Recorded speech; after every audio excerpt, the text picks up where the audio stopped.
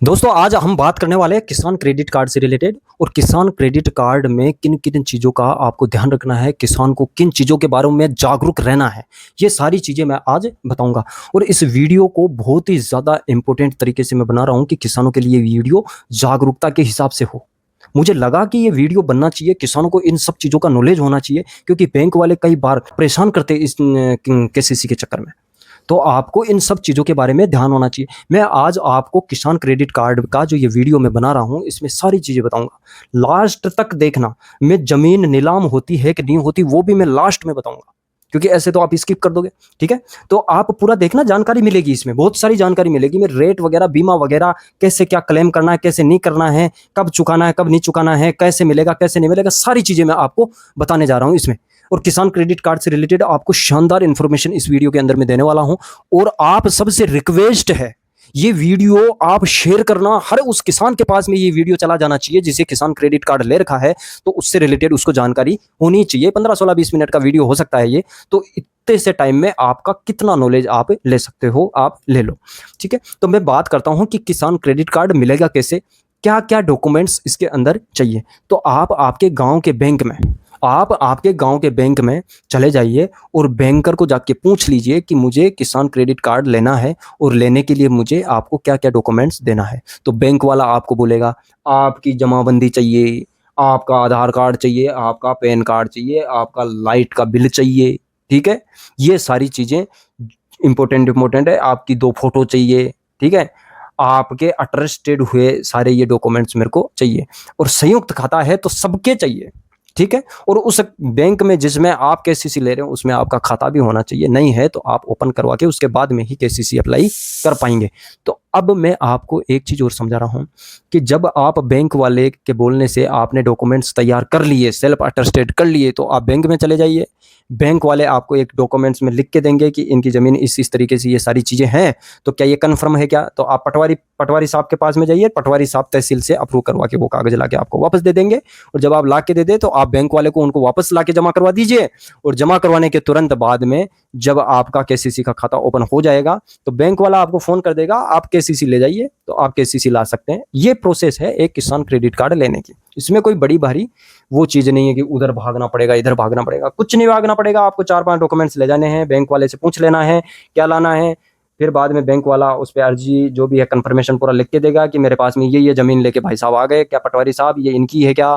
तो आप पटवारी के पास में उसकी कन्फर्मेशन ले लीजिए, पटवारी सील साइन कर देंगे, उस पे तहसील पे करवा के लाएंगे और बैंक में जमा करवाओगे तो केसीसी मिल जाएगा। अब मान लो आपको केसीसी मिल गया, अब इसके बाद में क्या करना है? सर कब जमा करवाना है, ठीक है? और कितने हेक्टर जमीन पे कितनी कितनी केसीसी मिलती है? तो देखो वो तो हर बैंक का अलग अलग नियम होता है, किस हेक्टर पे कितनी कितनी और किस किस फसल पे कितनी केसीसी लिमिट है, उस हिसाब से आपको केसीसी का अमाउंट बता दिया जाएगा कि आपको इतनी केसीसी मिलेगी, इतना क्रेडिट कार्ड का लिमिट बनेगा। देखो मूंगफली पे जो क्रेडिट कार्ड की लिमिट मिलती है वो अलग है, बाजरे पे जो क्रेडिट कार्ड की लिमिट मिलती है वो अलग है। तो हर फसल के हिसाब से मिलता है, ये ऐसा नहीं है कि फिक्स ही है। अब अपन इधर बाजरा वाले हैं तो चोमू वालों को जो मिल रहा है तो वो मूंगफली का मिल रहा है, तो उनको ज्यादा मिलेगा, अपन से ज्यादा मिलेगा, क्योंकि मूंगफली की जो एमएसपी है, मार्केट सेलिंग प्राइस, वो एमएसपी है वो अलग है। और केसीसी कैलकुलेट किया जाता है मार्केट सेलिंग प्राइस, जो एमएसपी जो होती है उस पे केसीसी कैलकुलेट किया जाता है। समझ में आ गई बात को? तो केसीसी आपकी फसल के हिसाब से, जमीन की लिमिट के हिसाब से होता है।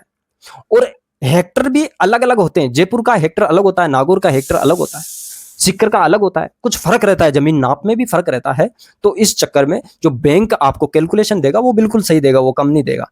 दूसरी चीज, आपकी जमीन केसीसी के वक्त आपसे कोलेटरल ले ली जाती है, तभी तो आपसे जमाबंदी वगैरह ये सारी चीजें मांगी जाती है, जिसपे ई साइन हो। आजकल डिजिटल साइन का जमाना है, तो डिजिटल साइन वाली आपको जो जमाबंदी है वो जमा करवानी पड़ेगी, ठीक है? अब केसीसी हमने ले लिया है, अब उसको जमा कब करवाएंगे? अब उसको जमा करवाने का तरीका होता है कि अपने मुख्यतः राजस्थान में 2 फसलें होती है, एक तो खरीफ की होती है, एक रबी की होती है। तो बैंक वाले ने डिसाइड कर रखा है कि दोनों फसलों के टाइम पे एंड होते ही हमें केसीसी रोल ओवर करवा लो। रोल ओवर का मतलब ये होता है कि जितना किसान कार्ड का बैलेंस आपने यूज किया है प्लस उसका ब्याज, वो आप जमा करवा के वापस उसी दिन निकलवा लो, बोले कोई दिक्कत नहीं, ये होता है रोल ओवर। लेकिन ज्यादातर बैंक वाले क्या करते हैं, आपसे मूल की अमाउंट नहीं लेके केवल वो बोलते हैं कि आपका ब्याज 4-5 हजार रुपए बना है वो जमा करवा दो, और आपकी यदि लिमिट 12 महीने से बढ़ती है तो वो जो बढ़ी हुई लिमिट है वो आपके खाते में ऐड करके आपको वापस और थोड़ा सा पैसा बढ़ा के दे देते हैं। तो ऐसा होता है, आपको साल में 2 बार तो ब्याज जमा करवाना ही पड़ेगा, और 2 बार नहीं तो मेरे कहने से 1 बार तो आप ब्याज को जमा करवाई दीजिए 12 महीने में। 12 महीने में 1 बार तो रोल ओवर आपका खाता होना ही चाहिए। किसान क्रेडिट कार्ड की जो गवर्नमेंट के द्वारा लिमिट मिली गई है वो है 5 साल तक। 5 साल तक आपका किसान क्रेडिट कार्ड का जो बैलेंस है वो आप रोल ओवर करवाएंगे, लेकिन जब 5 साल की लिमिट बंद हो जाएगी तो आपको पूरा किसान कार्ड का पैसा जमा करवाना पड़ेगा, खाता बंद करवाना पड़ेगा और फिर दोबारा खुलवाना पड़ेगा। हो सकता है बैंक वाले उसी खाते में दोबारा रिलीज कर दे, यदि आप जमा करवा दो तो ठीक है। तो आपको 12 महीने में 2 बार तो किसान कार्ड में ब्याज का पैसा डालना ही होगा, जो भी 3-4-5 हजार रुपए आपका बनता है। अब सर ब्याज जमा करवाएंगे तो उसकी रेट क्या है? तो आपकी किसान क्रेडिट कार्ड पे जो 3 लाख रुपए तक के किसान क्रेडिट कार्ड लिए हुए हैं उन पे 7% के हिसाब से ब्याज लगता है, ठीक है। और यदि आप 6 महीने के हिसाब से उस किसान क्रेडिट कार्ड को जमा करवा देते हो, टाइम पे उसको रोल ओवर करवाते हो, तो गवर्नमेंट ने एक रियायत दी है, जो सब्सिडी दी है, ठीक है, वो छूट दी है, वो दी है 3% की, कि आपका जो ब्याज 7% हमने लिया है उसका 3% का आपको डिडक्शन दे दिया जाएगा और आपके 4% के पैसे लगेंगे। मतलब कुल मिला के बात यह आ रही है कि यदि आप टाइम टू टाइम किसान क्रेडिट कार्ड को जमा करवाते हैं तो 4% के हिसाब से ब्याज आपको देना पड़ेगा। और आज के जमाने में 4% पे कोई ब्याज पे पैसे लेके आओगे ना, कोई नहीं देगा।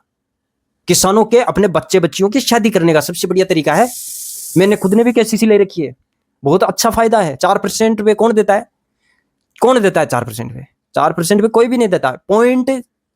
0.40 पैसे इसका वो हो गया ब्याज की रेट, ठीक है। पैसे में मापते हैं तो आप 4% का मतलब हो गया 10 पैसे होते हैं, 10 पैसे होते हैं तब 10% होता है, तो ये समझ लीजिए आप।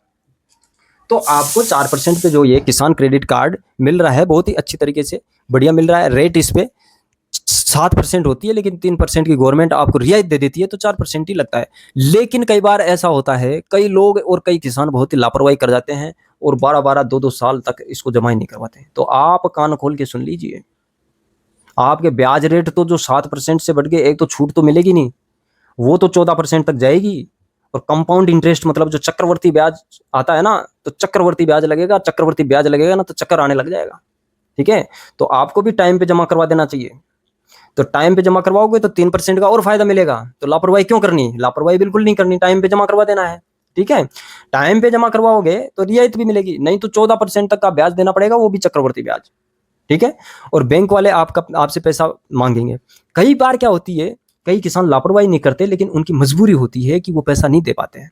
और पैसा नहीं देने के कारण हो सकते हैं या तो किसान की फसल बर्बाद हो गई है, और फसल बर्बाद हो गई, या तो किसान ने फसल बोई नहीं क्योंकि पानी बारिश वगैरह नहीं हुआ, पानी की व्यवस्था नहीं बैठी। तो ये एक तरीके से अकाल हो गया, अकाल पड़ गया, ठीक है।